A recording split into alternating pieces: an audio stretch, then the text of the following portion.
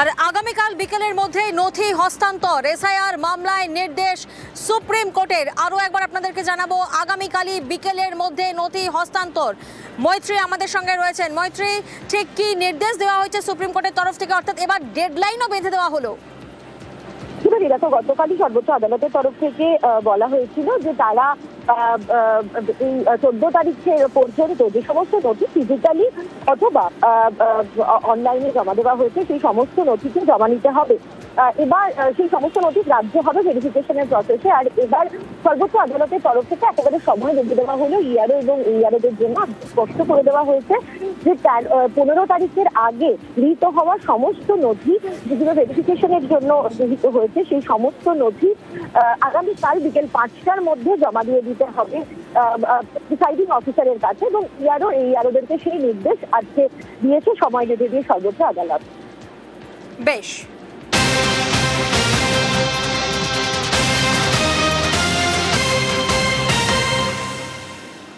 অন্যদিকে একদিনে 1 লক্ষের কম অভিযোগের নিষ্পত্তি, আর এই তথ্য যাচাইয়ের জন্য এখনো পর্যন্ত 200 জন জুডিশিয়াল অফিসার।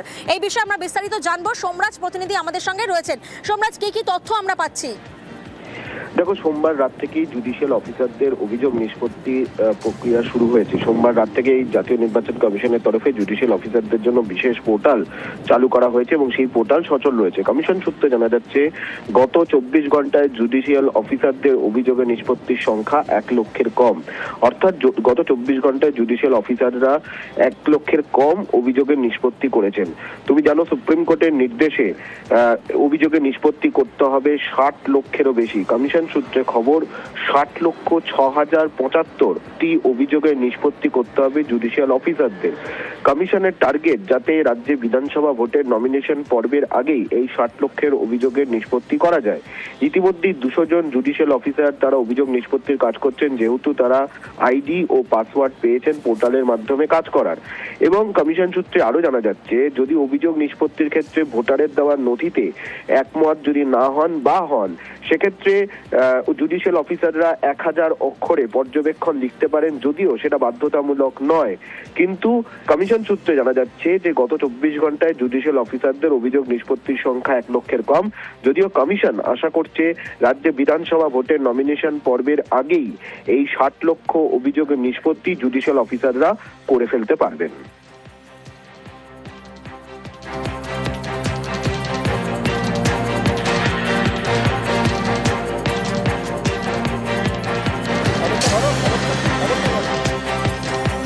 অর্থাৎ একদিনে 1 লক্ষের কম অভিযোগের নিষ্পত্তি, এসআইআর এর 60 লক্ষ নথি যাচাইয়ে বিচার বিভাগ, যুক্তিগ্রাহ্য তথ্য বিভ্রাটে নথি যাচাইয়ে বিচার বিভাগ, নথি যাচাইয়ে এখনো পর্যন্ত 200 জুডিশিয়াল অফিসার।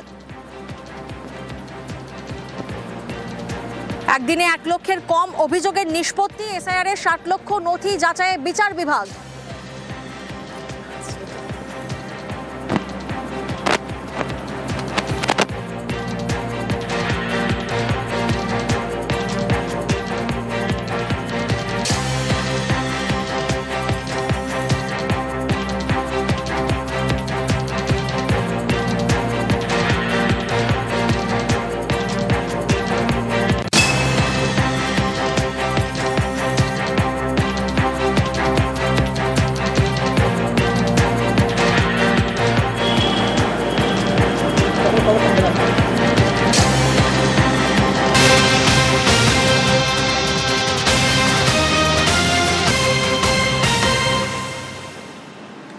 সুপ্রিম নির্দেশে ভিন রাজ্যের বিচারকরাও এবার, এবং সেক্ষেত্রে বাংলায় কি এবার এই তথ্য যাচাইয়ের জন্য 500 জুডিশিয়াল অফিসার? বিস্তারিত জানবো। অর্ণব প্রতিনিধি আমাদের সঙ্গে রয়েছেন। অর্ণব, সুপ্রিম নির্দেশে এসআইআর বিচারে এবার ভিন রাজ্যের বিচারকরাও, কতজন জুডিশিয়াল অফিসার সেক্ষেত্রে কাজ করবেন, কি তথ্য পাচ্ছি আমরা? দেখো, গতকাল সুপ্রিম কোর্ট নতুন যে নির্দেশ দিয়েছে, অর্থাৎ জুডিশিয়াল অফিসারের সংখ্যা বাড়াতে হবে, এমনটা কলকাতা হাইকোর্টের প্রধান বিচারপতি রিপোর্ট দিয়ে জানিয়েছিলেন দেশের শীর্ষ আদালতকে। গতকাল দুটো প্যারামিটার বাড়িয়েছে। এক, যাদের 3 বছরের অভিজ্ঞতা রয়েছে, জুনিয়র বা সিনিয়র ডিভিশন যে সমস্ত সিভিল জজ, তাদেরকেও এই এসআইআর এর অভিযোগ নিষ্পত্তির কাজে ব্যবহার করা যাবে। এই ক্ষেত্রে আমাদের রাজ্যে 250 জন ডিস্ট্রিক্ট জাজ বা অ্যাডিশনাল ডিস্ট্রিক্ট জাজ, এবং সেক্ষেত্রে অবসরপ্রাপ্ত ধরে 250 মতো সংখ্যাটা হয়েছিল জুডিশিয়াল অফিসার। এবং নতুন যে প্যারামিটার, রাজ্যের সিভিল জজ জুনিয়র সিনিয়র ডিভিশন তাদের 3 বছরের অভিজ্ঞতা নিরিখে গতকাল থেকে এই অ্যাসেসমেন্ট শুরু হয়েছে এবং জেলা ভিত্তিক এই অ্যাসেসমেন্টের পর 250-র বেশি নতুন করে জুডিশিয়াল অফিসার কলকাতা হাইকোর্ট পাচ্ছে। অর্থাৎ 250 জন আগেই ছিল ডিস্ট্রিক্ট জজ, অ্যাডিশনাল ডিস্ট্রিক্ট জজ, এবার সংখ্যাটা 500-র বেশি হলো এবং 500-র বেশি কোথায় গিয়ে থামবে সেই পুরো হিসেবটা পেতে হয়তো আজকের দিনটাও লাগবে। এবং এই নতুন যে 250 জন তাদের ছুটি গতকাল বিজ্ঞপ্তি জারি করে বাতিল করা হয়েছে, অর্থাৎ তার এখন ছুটি নেওয়া যাবে না। যদি ওভারঅল এর আগেই বিজ্ঞপ্তি সমস্ত বিচারকদের ছুটি বাতিল করা হয়েছে 9 মার্চ পর্যন্ত, কিন্তু গতকাল আরেকবার জানিয়ে দেওয়া হয়েছে।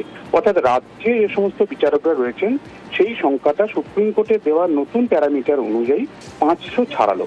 এখন এই 500-র বেশি জুডিশিয়াল অফিসার নিয়ে প্রায় 60 লক্ষ বা 70 লক্ষ যে সংখ্যাটাই হোক সেই অভিযোগের নিষ্পত্তি করতে কতদিন লাগে সেই ডে কাউন্টটা দেখার পরেই আজকে হয়তো প্রধান বিচারপতি সিদ্ধান্ত নেবেন ঝাড়খণ্ড বা ওড়িশা হাইকোর্টের প্রধান বিচারপতিকে কিভাবে অনুরোধ, কতজন বিচারক যে আবেদন করা হবে সেই বিষয়ে চূড়ান্ত সিদ্ধান্ত নেবেন। অর্থাৎ 500-র বেশি, 500 না 600 কত হচ্ছে আমাদের রাজ্যে জুডিশিয়াল অফিসার, সেই সংখ্যাটা নির্দিষ্ট হওয়ার পরই ওড়িশা হাইকোর্ট এবং ঝাড়খণ্ড হাইকোর্টের প্রধান বিচারপতিকে অনুরোধ বার্তা পাঠানো এবং জুডিশিয়াল অফিসার চেয়ে ফাইনালি চূড়ান্ত সিদ্ধান্তটা আজকের মধ্যে হয়তো প্রধান বিচারপতি নিয়ে নেবেন। অর্থাৎ 250 ছিল, সেই সংখ্যাটা প্রায় আরো 250 বাড়ছে। 500-র বেশি জুডিশিয়াল অফিসার এবার এসআইআর অভিযোগে নিষ্পত্তির কাজে হাত দেবেন। বেশ,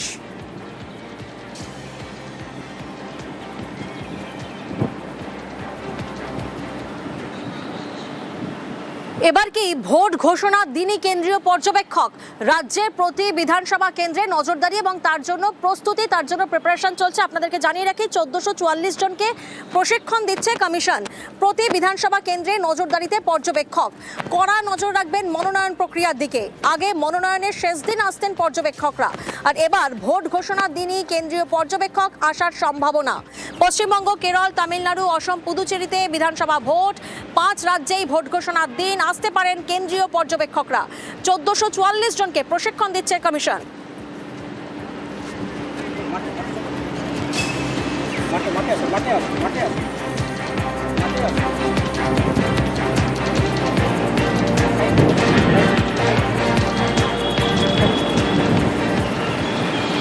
নির্বাচন কমিশন কোনো নির্দেশ জারি করবে না, বিচারকদের সিদ্ধান্তই চূড়ান্ত সিদ্ধান্ত। মঙ্গলবার কড়া পর্যবেক্ষণ প্রধান বিচারপতির বেঞ্চের।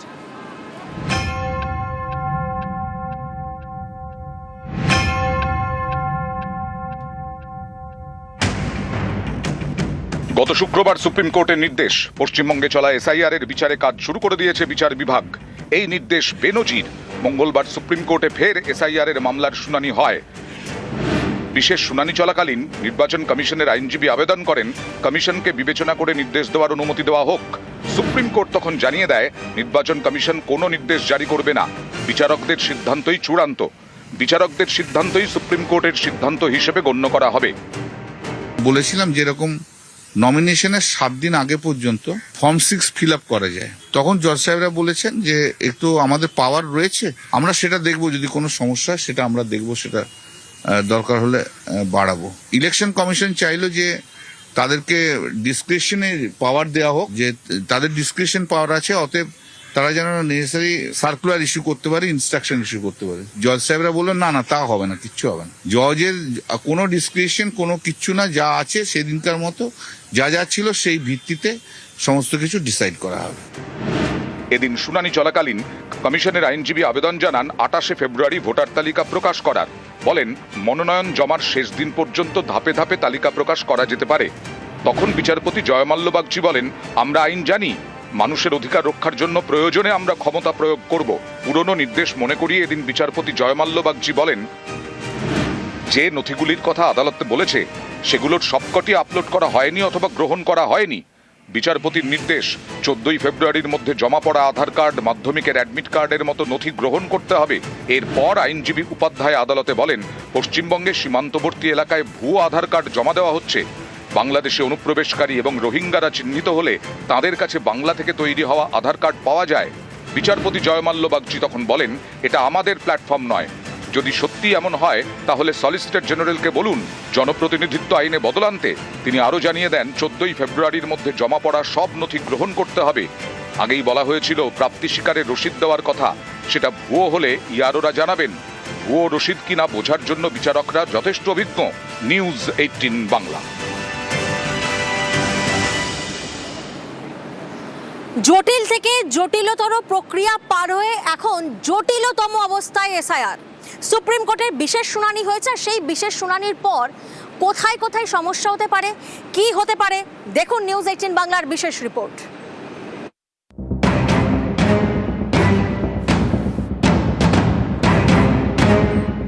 ভারতের জাতীয় নির্বাচন কমিশনের সঙ্গে রাজ্যের এবং শাসক দলের সংঘাতে যে পরিস্থিতি তৈরি হয়েছে তা এক কথায় নজিরবিহীন। সুপ্রিম কোর্টের হস্তক্ষেপের পরেও যেখানে যেখানে সমস্যা রয়েছে তা অনেকটাই এরকম।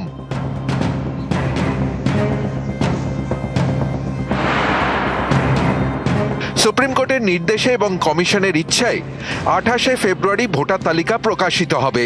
তারপরেও নতুন নাম ঢুকবে ওই তালিকায়। প্রশ্নের শুরু এখান থেকেই।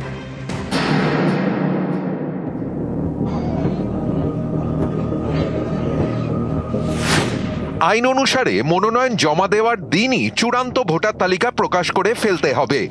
তারপর আর কোনো নাম যুক্ত করা যাবে না। সেক্ষেত্রে কোনো কারণে বৈধ ভোটারের নাম বাদ গেলেও তিনি 2026-এর বিধানসভা নির্বাচনে আর ভোট দিতে পারবেন না। গণতন্ত্রের ক্ষেত্রে এমন এসআইআর প্রক্রিয়া নিয়েই বড়সড় প্রশ্ন উঠতে পারে।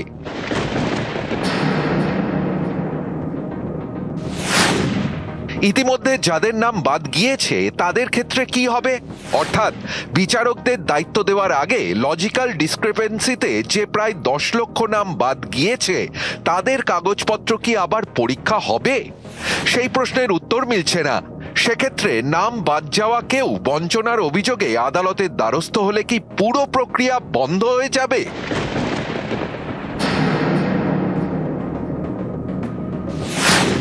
এই আরও এবং ইয়ারোদের পরেও রোল অবজারভাররা স্ক্রুটিনি করেছেন। বহু ক্ষেত্রে তথ্য আপলোড করাই যায়নি। ধরা যাক কোনো মহিলার বিয়ের আগে ভোটার কার্ড হয়েছে, সেখানে নাম এক্স মিত্র। তার বিয়ের পর আধার কার্ড হয়েছে, সেখানে নাম এক্স মিত্র বসু। সেক্ষেত্রে অনলাইনে এসআইআর ফর্ম ফিল আপ করতেই পারেননি। অ্যাপ নিয়ন্ত্রণ করা হয়েছে এমনভাবে যাতে এই আরও এবং ইয়ারোরা নাকি জানতেই পারছেন না কেন বাদ দেওয়া হয়েছে ভোটারের নাম। এমন ভোটারের ক্ষেত্রে রোল অবজারভারদের ভূমিকা নিয়ে প্রশ্ন উঠছে।